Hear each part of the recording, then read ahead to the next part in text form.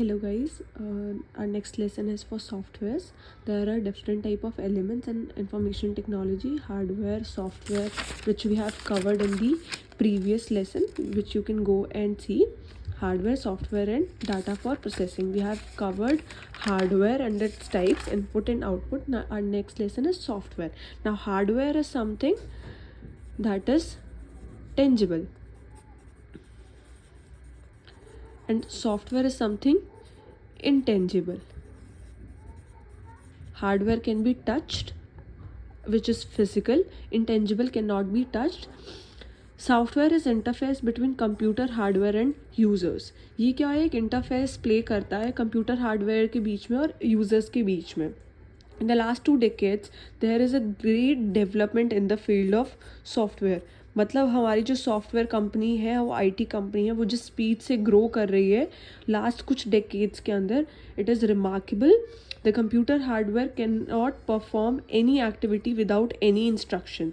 आप चाहो कि कंप्यूटर आपको एनिमल मूवी दिखा दे, ऐसा पॉसिबल ही नहीं है. जब तक आप उसको कमांड नहीं दोगे, आप कहोगे कि क्रोम खोलो, डाउनलोड करो या नेटफ्लिक्स ओपन करो, ये सब क्या है, ये हमारे सॉफ्टवेयर देते हुए हैं. जब तक आप उसे कमांड नहीं दोगे, अब आपने कमांड दे दी, वो आपको आउटपुट कैसे दे, उसको पता ही नहीं है कि ये सब चीज़ों को प्रोसेस करना है, उसको आता ही नहीं है, उससे होता ही नहीं है.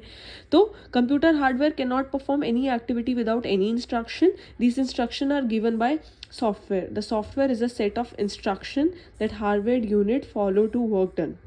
The process of writing the instruction is called as programming. आजकल जो हमारे IT प्रोग्रामर्स हैं, उनकी जो जॉब्स इतनी बढ़ रही है, वैल्यू बढ़ रही है, just because of the developing technology.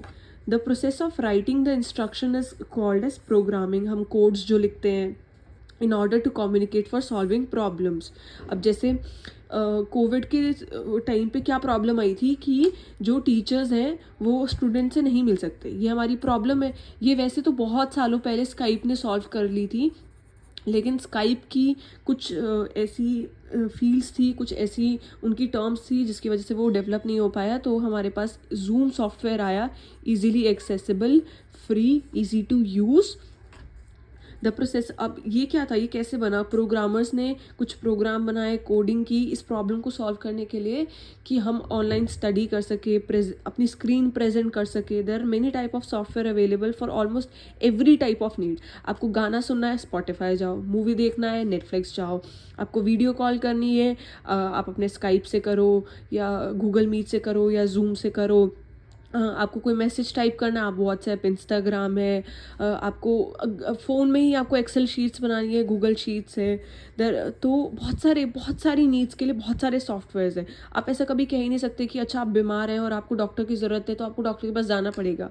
सब चीज़ें हैं इंटरनेट पे, सब अवेलेबल है, ओपन सोर्स और पेड सॉफ्टवेयर. कुछ पेड भी हैं, कुछ अनपेड भी हैं. अब आपको नेटफ्लिक्स देखना है तो आपको उसका प्रीमियम तो भरना पड़ेगा, पेड है. लेकिन आप यूट्यूब है, वो अनपेड भी है, बट आपको ये ऐड से परेशान नहीं होना है तो वो अनपेड भी है.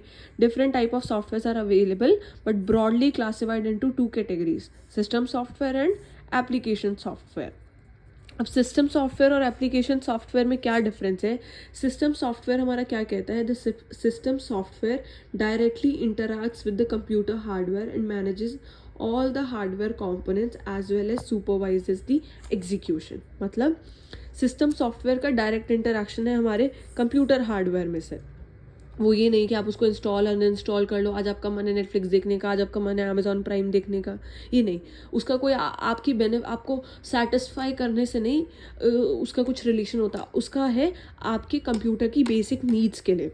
The interacts with the computer hardware and manages all the hardware component as well as supervise the execution of the